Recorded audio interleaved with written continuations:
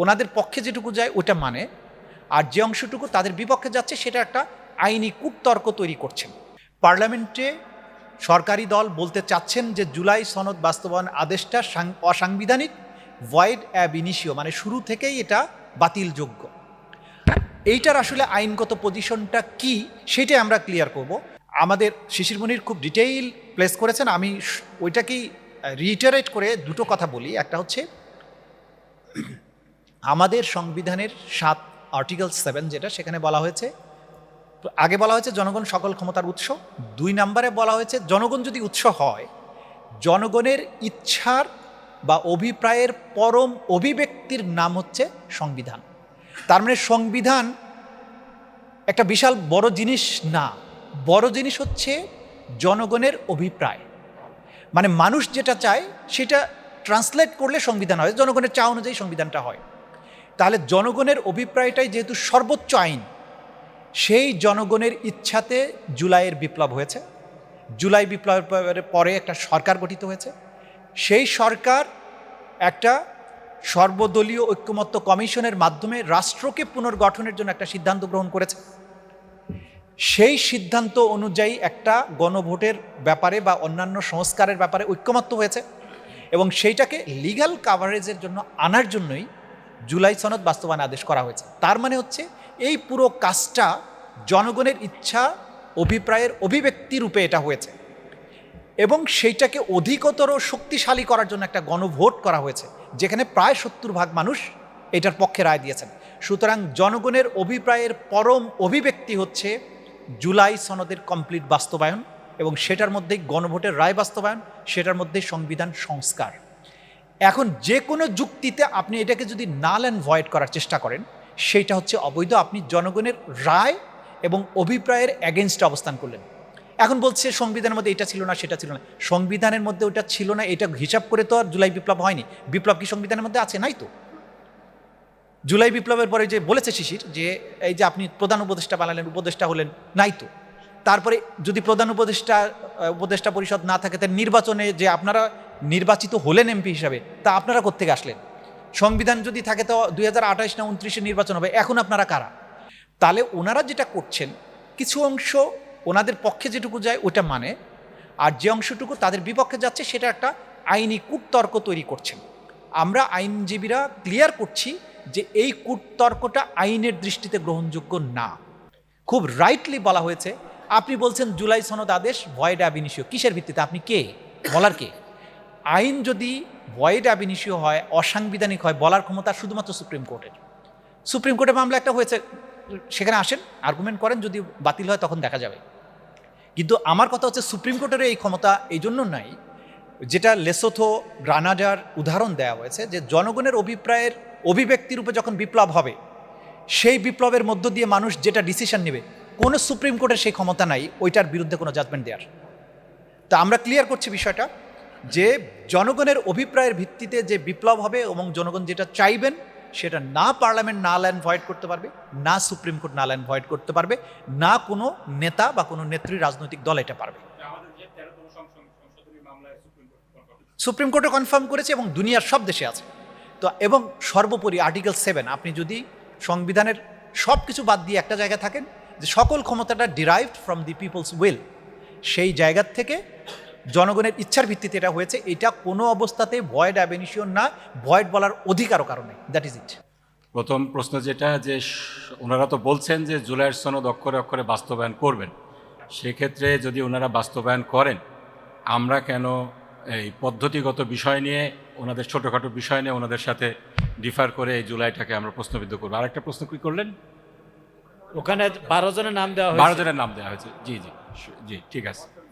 ওনারা এক মুখে বলছেন জুলাইয়ের সনদ অক্ষরে অক্ষরে বাস্তবায়ন করবেন, আবার ওনারা একটা সংশোধন কমিটি করলেন। কমিটিকে কাজ যেটা দিলেন, কি দিলেন? যে ওনারা আইনজীবীদের সাথে বসবেন, ওনারা ইয়েদের সাথে বসবেন, যারা একাডেমিক আছেন তাদের সাথে বসবেন, সমাজের বিভিন্ন স্টেক হোল্ডারের সাথে বসবেন। জুলাইয়ের সনদ হয়েছে, এই যে জুলাইয়ের সনদের ট্রেন, এই ট্রেন যাত্রা শুরু করেছে জুলাইয়ের অভ্যুত্থান দিয়ে। এরপরে রাজনৈতিক ঐক্যমত্য প্রতিষ্ঠিত হয়েছে, এরপরে জনগণ এটার মাধ্যমে জাতীয় ঐক্যমত্য প্রতিষ্ঠা করেছে, রায় দিয়েছে। এখানে আমাদের তো যেটা দায়িত্ব সেটা হলো জনগণের রায়কে বাস্তবায়ন করা। আপনি আবার ভূতের পায়ের মতো যদি আপনার উল্টা দিকে পা গজায় আপনি উল্টা দিকে হাঁটা শুরু করেন, তাহলে তো জুলাইয়ের সনদ আমরা যেটা বলছি সেটা হলো জুলাইয়ের সনদ বাস্তবায়নের আপনাদের কোনো সদিচ্ছা নেই।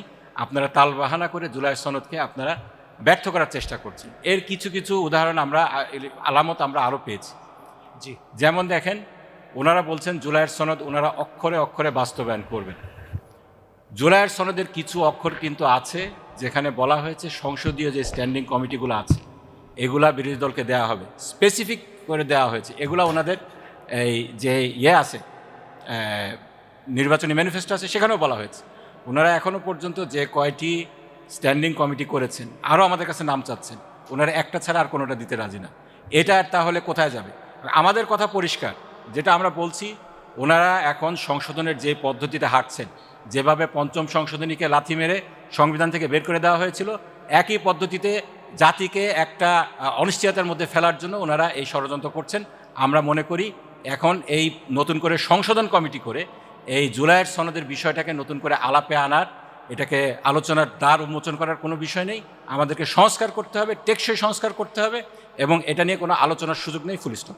আসলে হাইকোর্ট ডিভিশন এবং অ্যাপিলেট ডিভিশন অনেকগুলো কনস্টিটিউশনাল ইস্যু পার্লামেন্টের উপর ছেড়ে দিয়েছে, কিন্তু এই কথা মনে রাখতে হবে যে পার্লামেন্টের উপর ছেড়ে দিয়েছে, কোর্টের মাথায় ছিল এখানে জুলাই একটা কনসেনসাস আছে, এটা একটা সনদ আছে, এটা একটা আদেশ হয়েছে, এবং আদেশটা জুলাই আদেশ 2025 যেটাকে আপনারা ভয়েড অ্যাব ইনিশিও বলেছেন, সেখানেই কিন্তু ইন্টারিম গভর্নমেন্ট এবং এই গভর্নমেন্টের বৈধতা রিটেন হয়েছে, সেখানেই রিটেন হয়েছে। নাম্বার 2, আদালত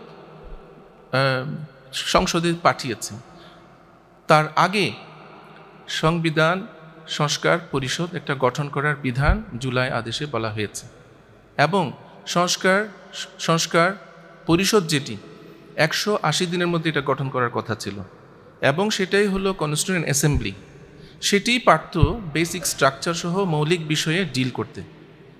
যে কমিটি আপনারা 12 জনকে নিয়ে করেছেন, সেই কমিটি কখনো বেসিক স্ট্রাকচারের উপর কোনো সংশোধন এখানে আনতে পারবে না। আনলে ভবিষ্যতে সেটা ভায়ার্স দ্য কনস্টিটিউশন, ভায়ার্স দ্য কনস্টিটিউশন হবে, এবং সেটা চ্যালেঞ্জ হবে। কারণ এটা অনেকগুলো আপনারা দেখেছেন হাইকোর্টে বা অ্যাপিলেট ডিভিশনে যে মামলাগুলো হয়েছে, 8th অ্যামেন্ডমেন্ট এবং 15th অ্যামেন্ডমেন্ট, 13th অ্যামেন্ডমেন্ট, যে parliament can not touch basic structure. তো বেসিক স্ট্রাকচারের বিষয়গুলো আপনি কি করবেন? আপনি জুলাই সনদ এগ্রি করছেন, দ্বিকক্ষ বিশিষ্ট করবেন। আপনি হাইকোর্টের কনস্টিটিউশন নিয়ে অনেক কথা বলেছেন। সেকুলারিজম একটা বেসিক স্ট্রাকচার এজ পার 8th অ্যামেন্ডমেন্ট, সেটা একটা বেসিক স্ট্রাকচার, সেটি এই কমিটি কি চেঞ্জ করতে পারবে? কেমনে পারবে? কারণ তো 8th অ্যামেন্ডমেন্টে it's been declared a basic structure. তো বেসিক স্ট্রাকচারে এই সংসদীয় কমিটি কখনো সুপারিশ করতে পারবে না, করলেও সেটি কনস্টিটিউশনালি ভ্যালিড হবে না। সুতরাং অপোজিশন বা সিভিল সোসাইটি, দেশের যারা গার্ডিয়ান, তারা যে বলেছেন যে জুলাই সনদের আলোকে জুলাই আদেশ হয়েছে, সেই আলোকে গণভোট হয়েছে, সেই আলোকে নির্বাচন হয়েছে, সেভাবে পার্লামেন্ট গঠিত হয়েছে, আপনাদের উচিত ছিল ওই শপথটা গ্রহণ করা এবং সংবিধান সংস্কার পরিষদ গঠন করা। সংবিধান সংস্কার পরিষদ গঠন করলে এই সমস্ত আইনি অপব্যাখ্যা আর আসতো না। তো এটি আমরা বলতে চাই একান্ত একাডেমিক এবং কনস্টিটিউশনাল প্র্যাকটিস থেকে, যে যখনই আপনি বেসিক স্ট্রাকচারকে টাচ করে এখানে সংশোধনী আনবেন, সেগুলো টিকবে না। যেমনিভাবে 5th অ্যামেন্ডমেন্ট, অন্যান্য অ্যামেন্ডমেন্টগুলো 13th অ্যামেন্ডমেন্ট টেকেনি। তো এটাই ওয়াইজ হবে অনতিবিলম্বে সংবিধান সংস্কার পরিষদ গঠন করে এই সমস্ত সংসদীয় কমিটি বিলুপ্ত করা উচিত। সংবিধান কেন আবার কমিটি করেছেন? সংবিধান সংস্কার পরিষদ যারা 300 মেম্বার্স প্লাস ওই আসনগুলো সংরক্ষিত, তারাই হলো কনস্টিটিউশনাল রিফর্মিং বডির মেম্বার। সেটি ছিল বৈধ পন্থা, সেটি ছিল সাংবিধানিক পন্থা। সুতরাং এই কমিটির আসলে কোনো কাজ নেই। এই কমিটি আবার এক্সারসাইজ করবে যে এক্সারসাইজ আপনারা সংবিধান সংস্কার কমিশনে, জাতীয় ঐকমত্য কমিশনে আপনারা 17 মাস ধরে করেছেন। সকল দল মিলে ওখানে কি করেছেন? তো ভলিউমস হয়েছে, হোমওয়ার্ক করা আছে, অনেকগুলো আদেশ এবং বিধির মাধ্যমে ইমপ্লিমেন্টেড হয়েছে, অনেকগুলো মিয়ার অ্যামেন্ডমেন্ট করে আনতে পারবেন। কিন্তু যেগুলো বেসিক স্ট্রাকচার টাচ করে, রাষ্ট্র সংস্কারের সাথে যেগুলো ওতপ্রোতভাবে ইনএক্সট্রিকেবলি কানেক্টেড, সেগুলো আপনি এই সংস্কার পরিষদ ছাড়া এগুলো করতে পারবেন না। তারপরে উই আর হোপফুল এই যে আমাদের আজকের অনুষ্ঠান, এটা তো অ্যাওয়ারনেস ক্রিয়েট করছে, যে কনফিউশন হচ্ছে, অনেকে সংবিধান ফলো করতে চাইছে, তো কেন স্ট্রিক্টলি ফলো করা হবে না এটা পূর্বোক্ত বক্তারা বলেছেন। তো আমরা এই অ্যাওয়ারনেস ক্রিয়েট করছি, আমরা আশাবাদী।